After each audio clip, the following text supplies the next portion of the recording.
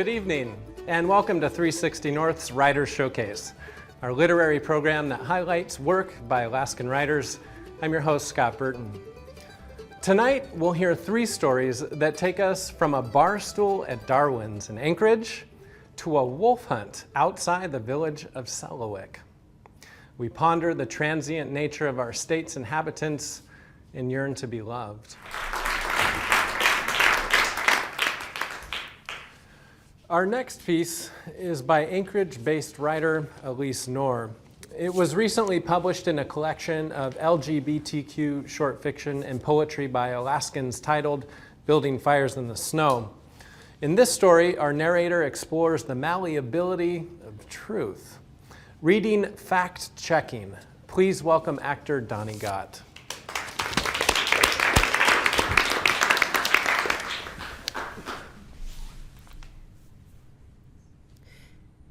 You're a long, sad book about love, she said.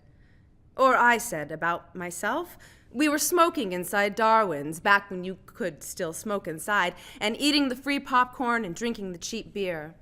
After the Rainier bottle cap puzzles ran out, we'd turned to a game called Which Book Are You? She was a bestseller I lost on the bus. She was a work in translation. She was the one I kept starting over. She picked up my wrist and held it. She was always doing that, tugging at me, staking her claims, but she had none, at least not technically. I was dating a man at the time, a truly good guy, and she had set us up. Let's try and see the tit book, she said next. I'll ask the waitress. No, I said, it's taking advantage.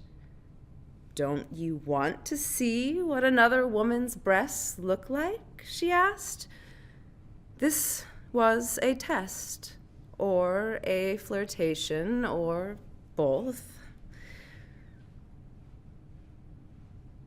I have to work early, I said. I'll call you for lunch. And so there were no tits that night. The truth is, I had loved her since we were 15 and met on the ski team. She was always warm.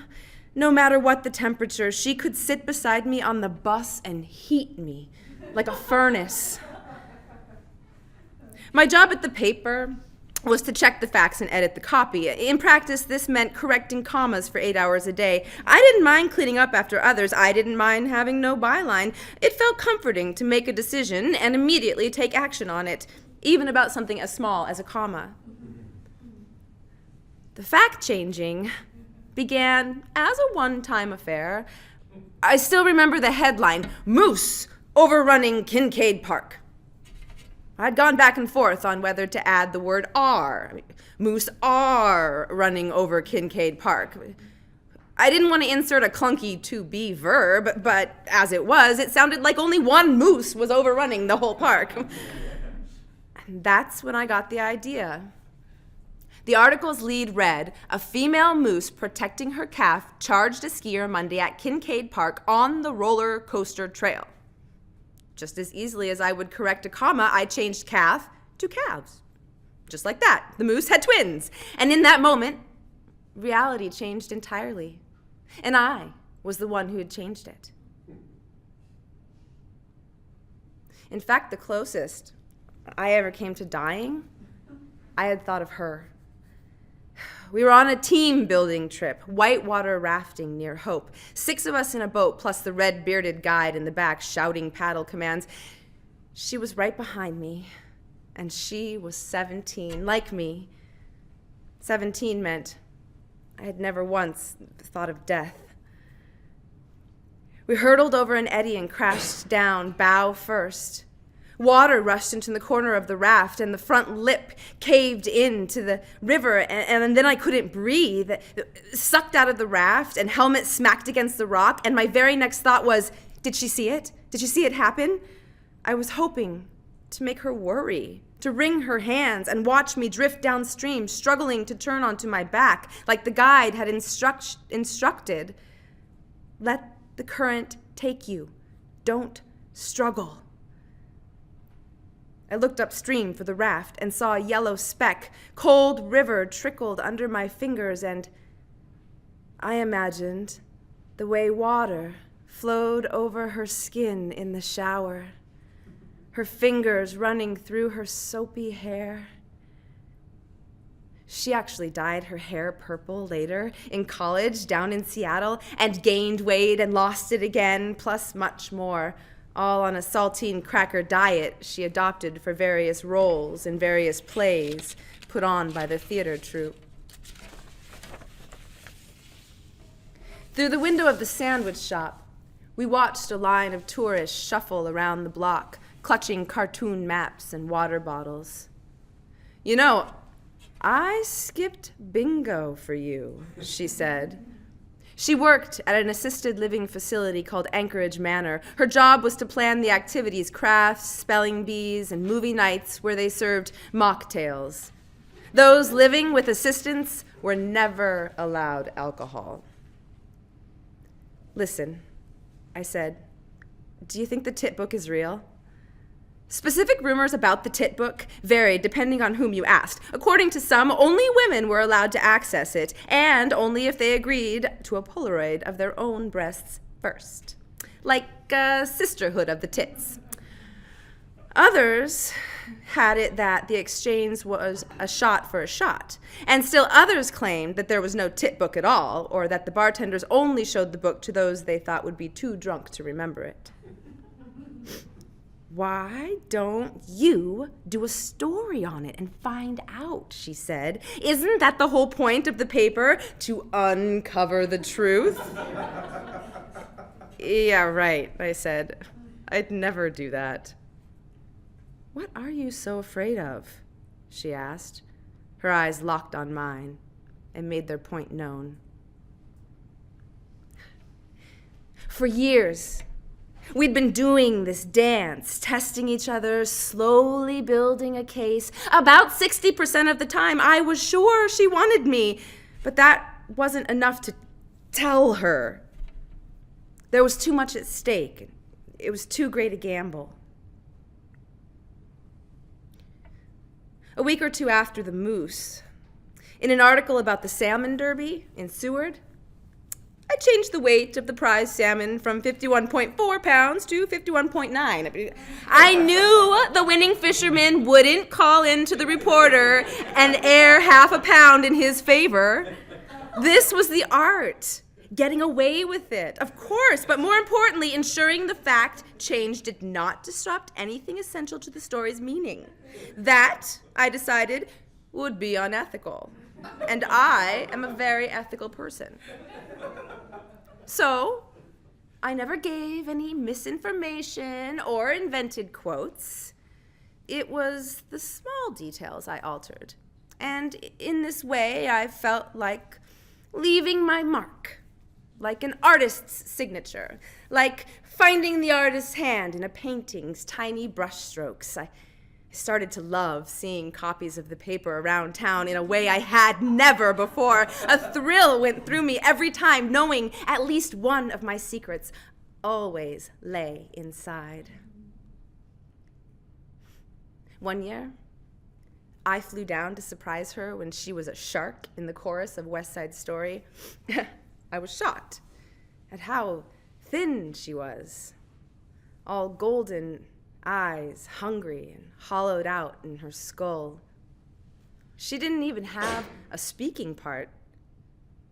All I wanted was to hold her shaky bones in my hands and feed her directly from my mouth. And I wanted to put her fingers into my mouth too. And that's when I first realized that, like her, all I am is hunger and need. Sometimes she'd call me from the manor after she put the assisted to bed. We'd do crosswords over the phone together or watch Bewitched and fight over which dick we liked better. I'd cross out commas and listen to all the things she had to say. It's depressing around here, she might mutter. Isn't your job to keep them happy? I'd ask. There's only so much you can do, she'd say, to make them remember who they are. That afternoon, I made my biggest fact change yet. The story was about a brown bear who'd been shot in Girdwood after breaking into a house. He had smelled pizza cooling on someone's kitchen counter and had smashed in a window to get it. The homeowner had shot him 3 times with a shotgun.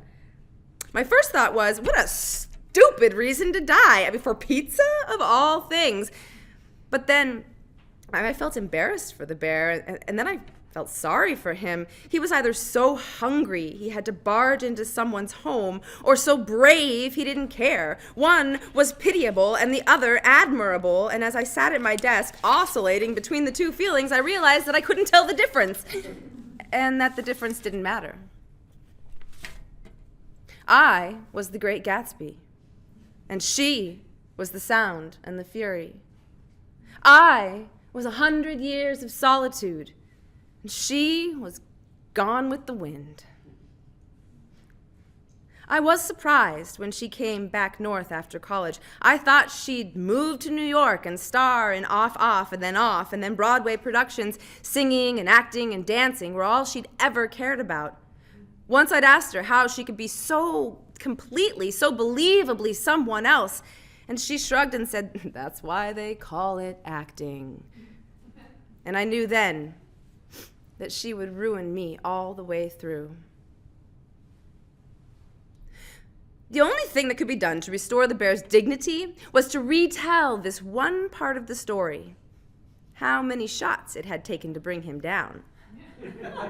In one quick moment, I blacked out 3 and I changed it to 6. And then I stood up quickly and carried the page down the hall to the copy chief for final proofing. The whole walk back to my desk, my hands shook and I was hot with fear and relief. I reached for the phone, and as soon as I sat down, "It's me," I said.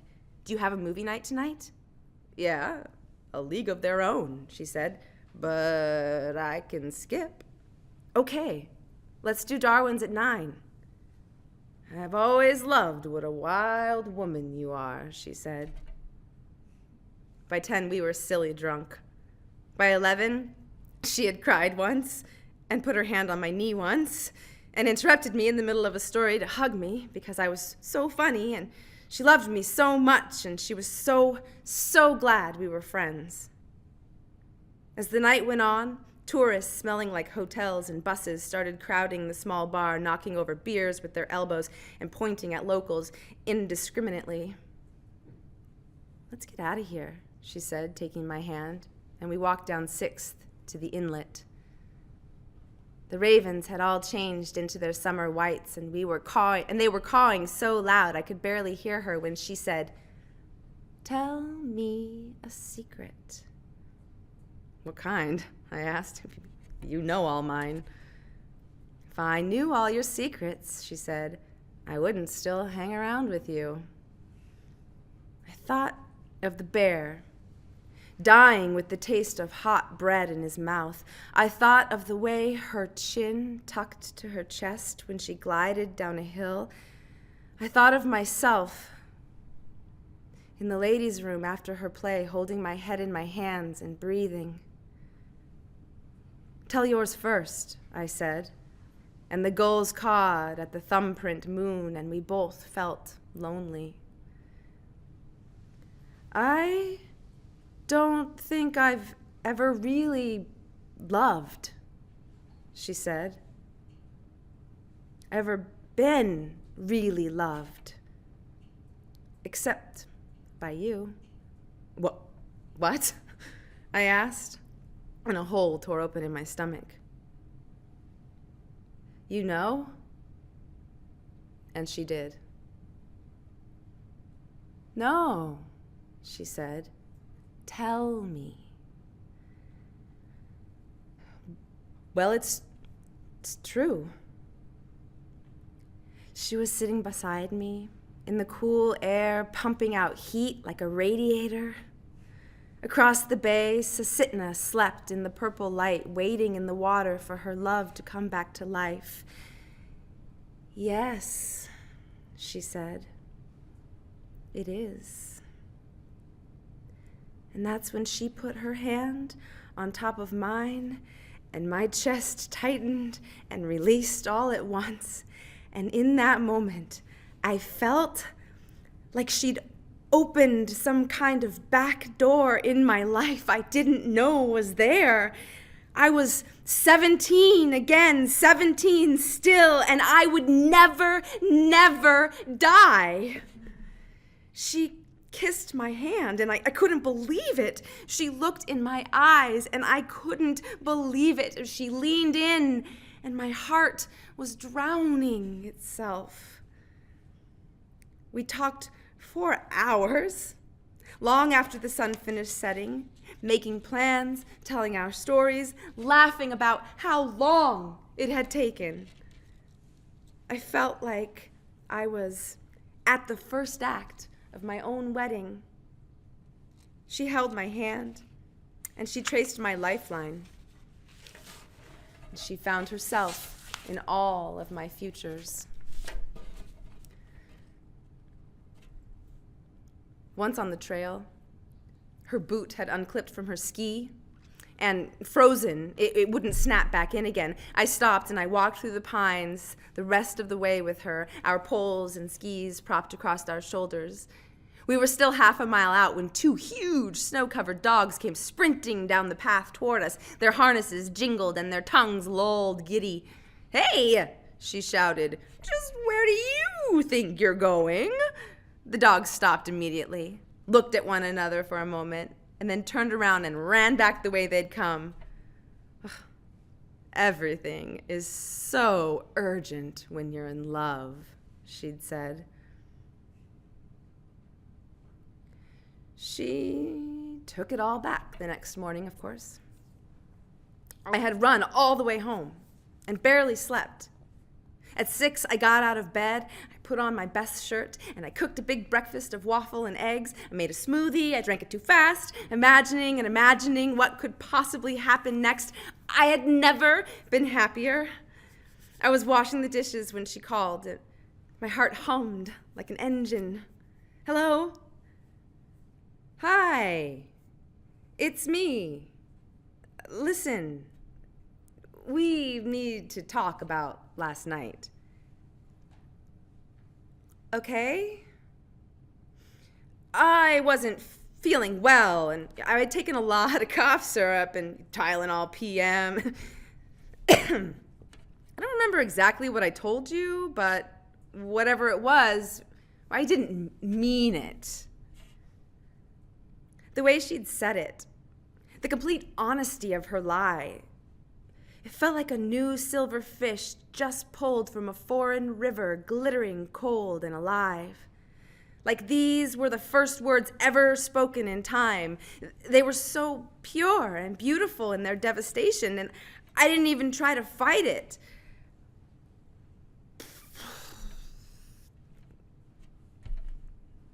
Are you sure?" was all I asked. "Yes, it's true." If the tit book is real, then it is full now of breasts that might be dead. It might be bio-waste, it might be full of milk. This is why I'm afraid of it. The permanence of a photo is not what's troubling, but the impermanence of flesh. All those women and their lives, their possible, delicate lives. I stopped changing facts after the bear. But years later, I woke in the night thinking, of course, I'm not the only one. Perhaps the homeowner changed the facts. Perhaps the state trooper who salvaged the skull and pelt did. Perhaps enough facts have been changed or could be changed to alter the bear's fate entirely. Perhaps he is on this very day eating a king salmon on the bank of a cool, fast stream. After I hung up the phone, this is what I did. I sat completely still and listened to the stillness. I listened to her words in my head, and to the clock's second hand, and to the trucks rattling down the highway, and to a dog standing on top of his doghouse barking. The answer, it finally dawned on me, was to take action and go someplace else. But there was nothing to do, nowhere to go to survive that stillborn love. So I finished the dishes, I left in my good shirt, I walked under the brilliant, manic sun to the office. I let myself in with my key card, and I took the elevator up to the paper and crawled under the copy table to shake like the addict I was. If this was an earthquake, then I would hold on, surrounded by whatever I called facts.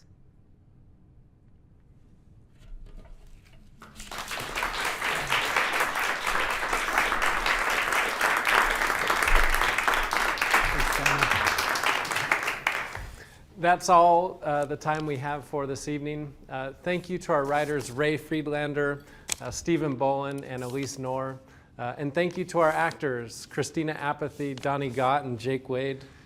For more information on our writers and actors, to rewatch the program, or to learn how you can submit to Writer Showcase, please go to 360north.org. Good night.